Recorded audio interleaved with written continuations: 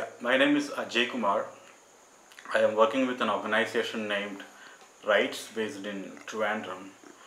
I am also now convening Kerala Alliance of Dalits and Adivasis for post-disaster engagement and monitoring, which is a body now very recently formed, basically engage and monitor the relief and rehabilitation process. To begin with, in fact, the beginning of the flood, which is in the first phase, happened in the beginning of August. There was an issue of caste discrimination reported from Alapura district, where a group of people refused to stay with Dalits in the camp, and they literally boycotted the camp, and saying that they don't want to share a space and food with Dalits. And that was actually reported in many newspapers. So we went there for a fact finding and all. So our intervention for that particular incident was to basically look the discrimination aspect of the relief thing. We thereafter, the major phase of the flood happened, where Alapi went under the water in the first phase. Then it's flooded all over Kerala. So we are also start relief activities from the day one. So my organization able to collect at least 5 truckloads of materials, and we are able to distribute across the state. During that period, when we are actually into the relief activities, I also received many informations from the camp where we are distributing materials. People actually come up and says that there is an issue of discrimination. But since we are all too busy with the relief thing, we also did not give any much attention for that kind of narrations.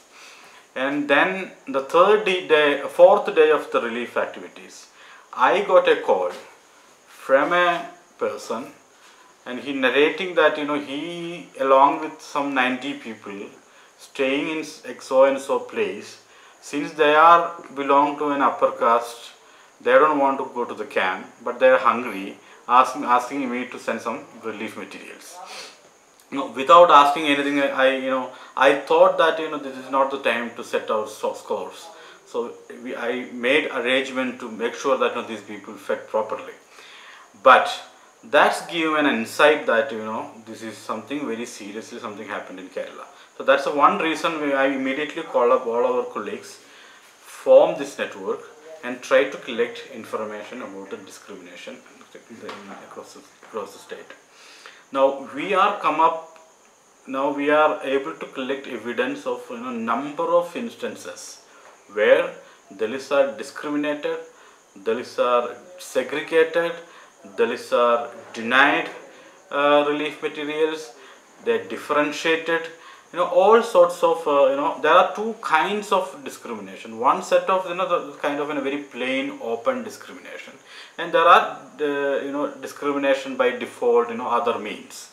So this is very rampant across the state. We come across, for example, come across instances like, the tribals in a particular school, the relief camp, the tribals put in the down floor, and the upper caste staying in the upstairs. And in many places, like in Aramula, I came across an incident where 36 Dalits families have been given 2 classrooms, while each upper caste given to 1 classroom each. So many. It's a big school setup. So this kind of very sharp divide, and I am also now within the camps. So, and all our camps actually inside the interiors of the villages, and the relief operation. This is what default discrimination. Those who have able to travel using their vehicle and right through the road, wherever they can reach, they just unload their materials. And usually all these materials goes to the other caste people. While our people is actually, our camps are set up in the interiors where hardly, those who are aware of these camps only, able to go there. So this kind of, very different sort of treatment. And after the first week of the relief activities, we are actually traveling across the region and try to reach all the Dalit bastis, Dalit hamlets, and we came to know that there are many Dalit bastis, Dalit hamlets, not even provide us basic things, where it seems that many camps and many places this is flooded with the materials. So these kind of, but somehow the Kerala, the grand Kerala narratives, which the generosity of Malayalis somehow take the headline. And this kind of minor narrations, not given any space. So we actually only the few people now come up with evidence, saying that this is something very seriously hurting the sentiments. Plus, it's actually very negating the very rights of the Dalits. So we're having a consultation of Dalit organization on 8th of September, basically demanding inclusion in relief and rehabilitation process.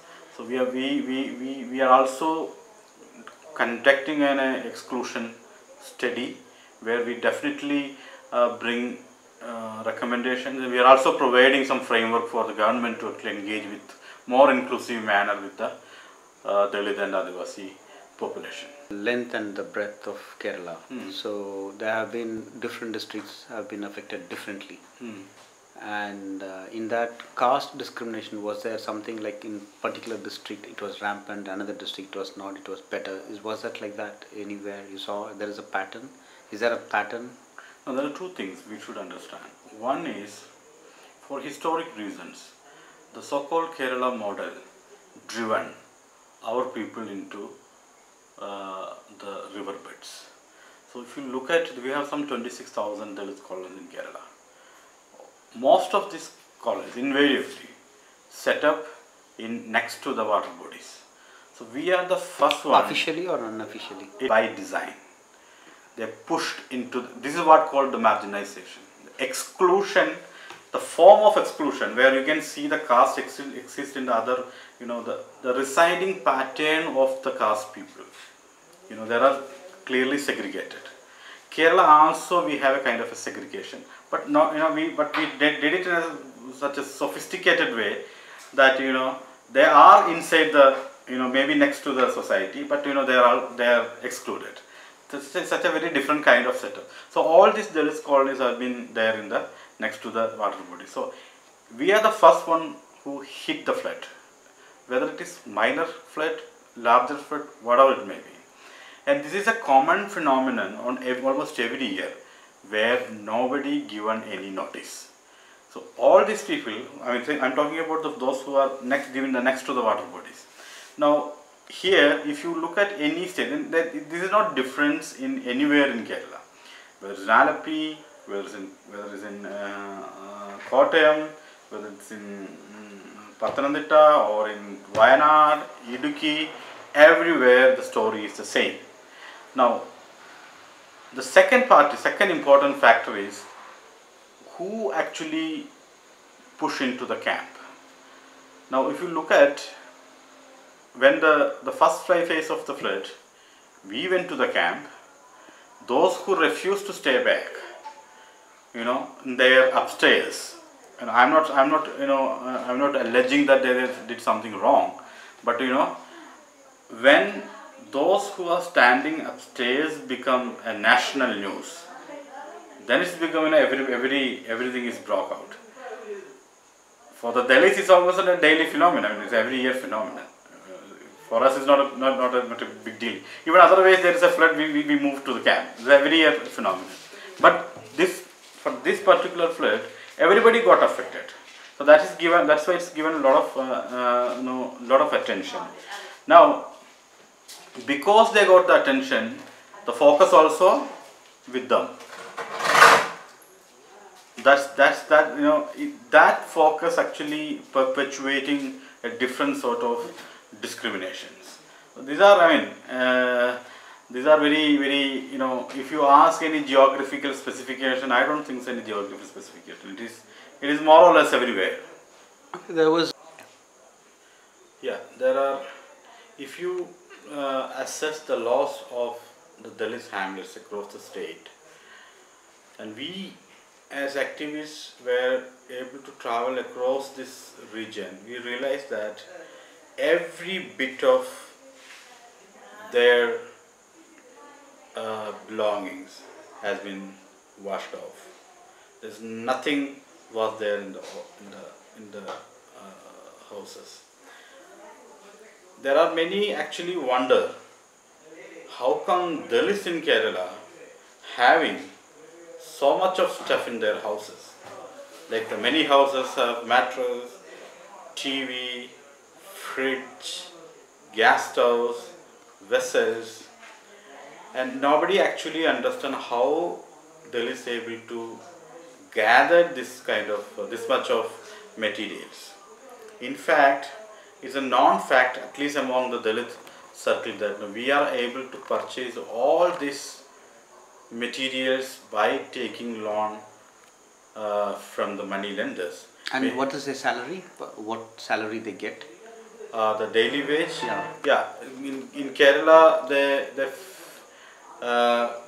because of the labor movement, they paid fairly enough, fairly good.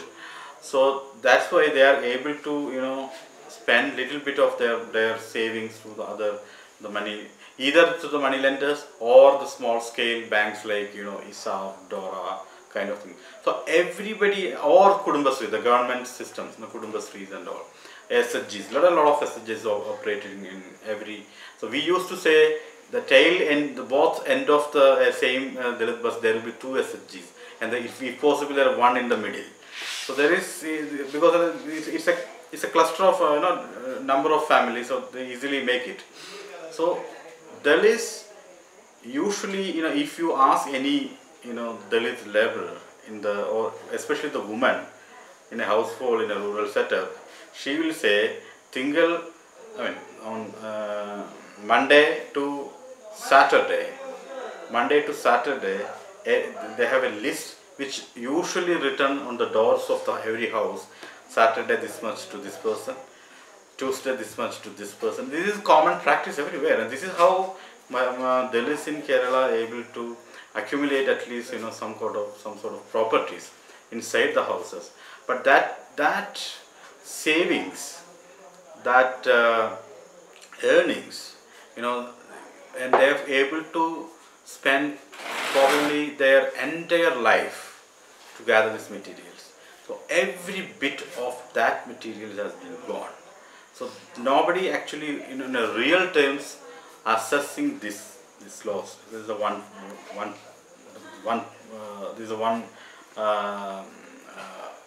observation we had. And second one is about the education of our kids. Almost, if you look at this Alapi episode, which went under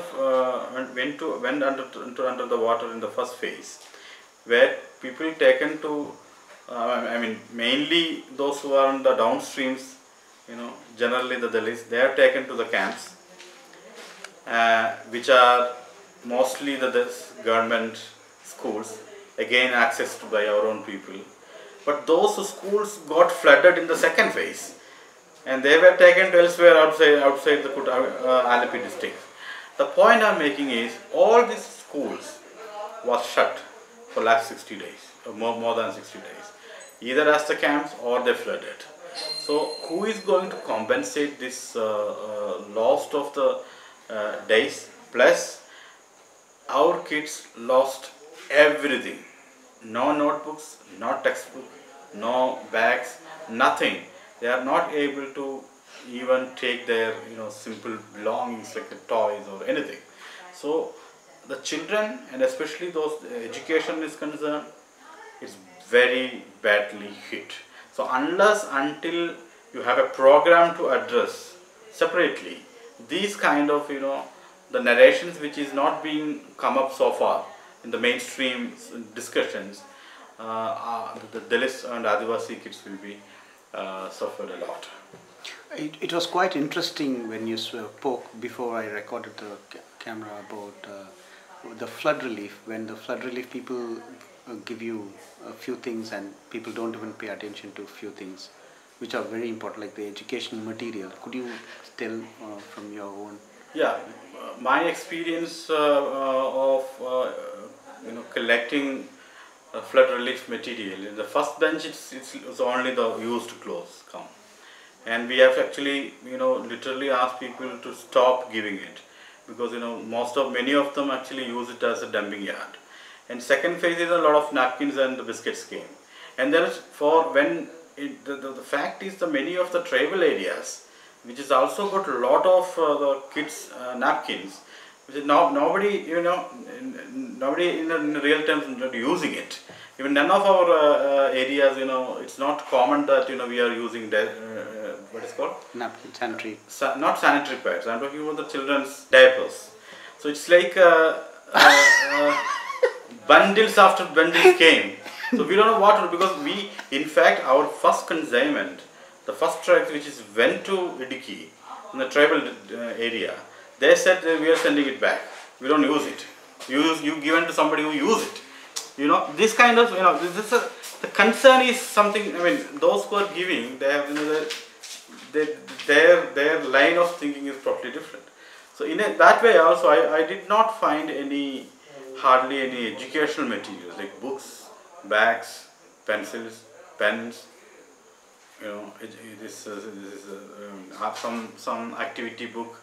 No, nothing was there. Yes, I'm saying that this is a kind of a linkage with the public perception of the flood relief, and how it's actually affect those who are needed materials. We usually assuming that these are the things they need, but that's not the case in most of the time. People need a different thing. Even if you give in a complete, the so-called complete relief kit also a joke. Because complete, I am designing your complete needs, and that's something very stupid way of dealing with the situation.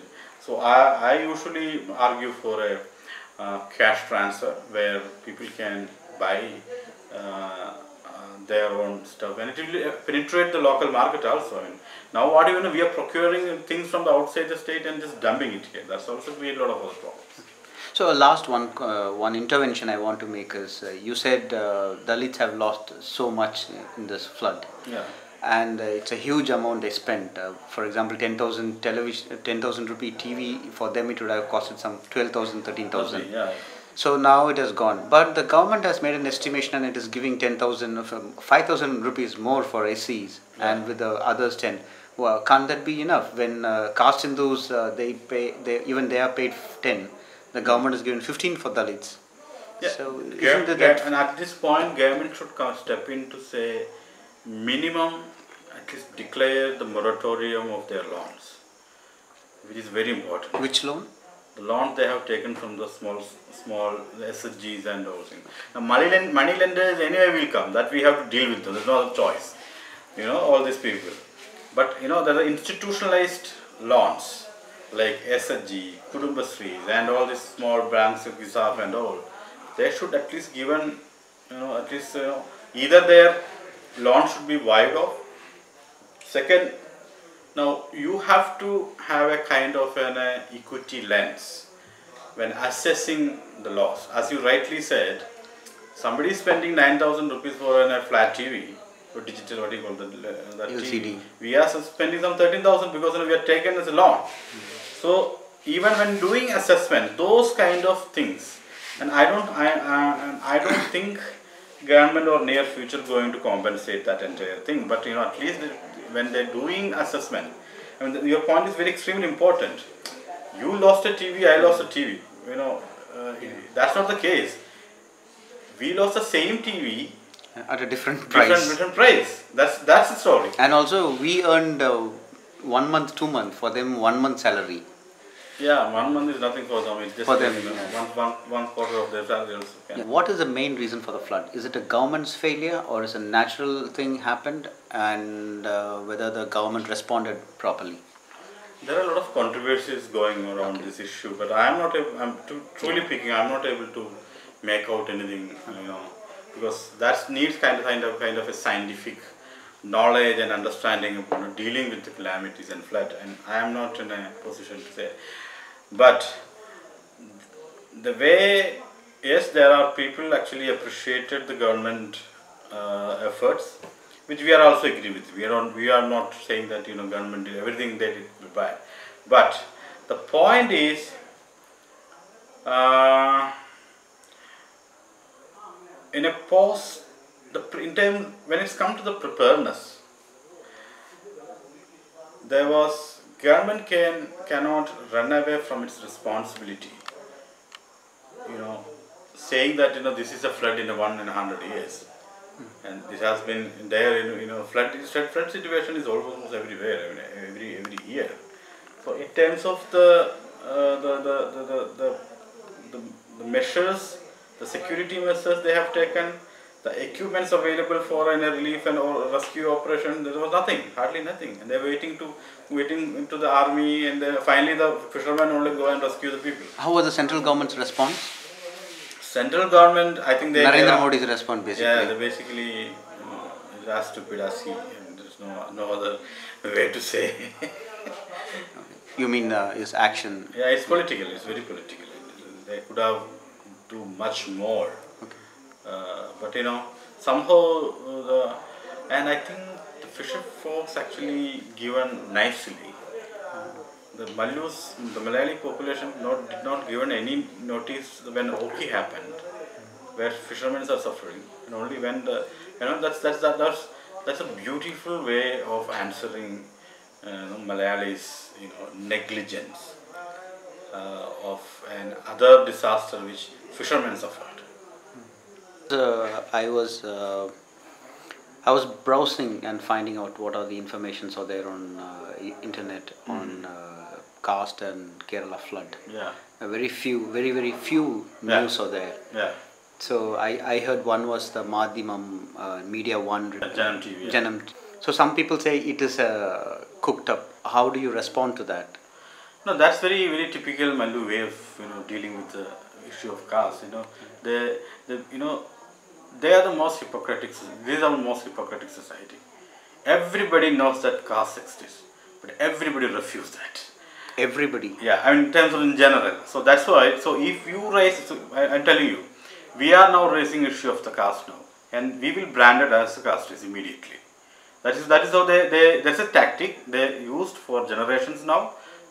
Actually, suppress these kind of expressions. So Malayalis in general, they practice caste, but they never ever accept that there is caste. So this is I'm not for us it's not a we are not surprised this kind of response from the society, because they believe that there is they keep on articulating that there is no caste while everybody practice caste. So I also felt that there are groups, for example, who support, even from Tamil Nadu, the left movement people, like left movement who also speak on caste, people who are not Dalits. So I find them as a major crowd in Kerala society, who are left-based lenient people, but also speak on caste voraciously. So I didn't find even them sharing news on this caste and flood relief. Rather, everybody said Kerala unite and against, and it was largely as a BJP versus the CPM. No, I think even the BJP and Congress share the same left orientation, that there is no caste. In that way, there is a very some sort of belongings within all these parties. So in my the making Kerala, all these narrations it's very powerful. It's very powerful enough to even suppress the minor narrations like us, but left especially, because they themselves believe that that they actually built Kerala. So the Kerala that they built, it was their articulation that there is no caste. That they can't afford to accept that their Kerala having caste. This is their problem, we can't help it. So, if I have to ask, as a common person who's coming from outside Kerala, many Malayalis, including Dalits in university campuses, whom I'm in touch with, whom I have been in touch with, so all of them reject there is caste in Kerala. So the viewers who are watching this video might be also who are from Kerala and not know what this is all stories they might say. But for them, what would you say? How do you ask them to see caste? Could you explain in simple terms to these people who are watching who don't understand? See, let them read the matrimonials of any given newspaper. I'll tell you, I have done a research basically looking into the matrimonial advertisements in Kerala. What I did, I took the matrimonial advertisement of Sundays in 3 newspapers, one English, including an English one, and actually tried to put everything in an Excel sheet, and I found it 98% of the advertisements are asking same caste marriage. Now that's if somebody is asking same caste marriage, no, if there is caste cannot exist without discriminating, without putting in a hierarchical format. So if there is caste, if they are asking for same caste marriage, what it means. Second, there is only 1% saying that caste no bar, but SC/ST excuse. That's a common advertisement you can see in every Sundays here. And 1% caste absolutely no bar. But I counted that 1%. They are either Dalits or OBC. So this is that's what I'm saying. We practice caste very sophisticated way.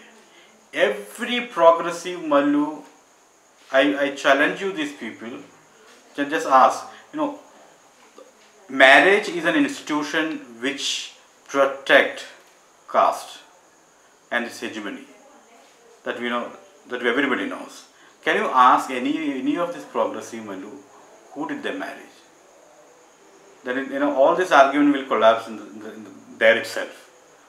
You don't need any proof. Just go through the Panorama matrimonial and tell me, what's the percentage of no caste marriage. They're hardly not even a 1%. And at the worst, there are people even advertising that no SC/ST excuse.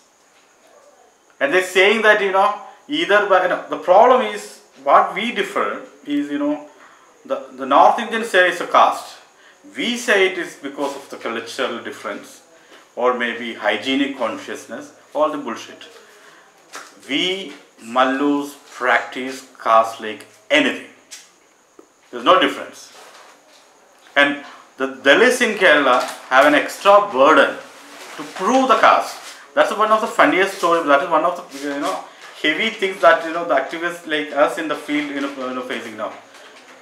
For other places, they can confront caste on a daily basis directly on their face. Here we have to prove that there is a caste where everybody is in a denial mode. But that's one of the biggest challenge activists face here. So what has this flood done in the sense for the movement for anti-caste debates? What has this, as a flood was a great? Was it an intervention? No, flood is.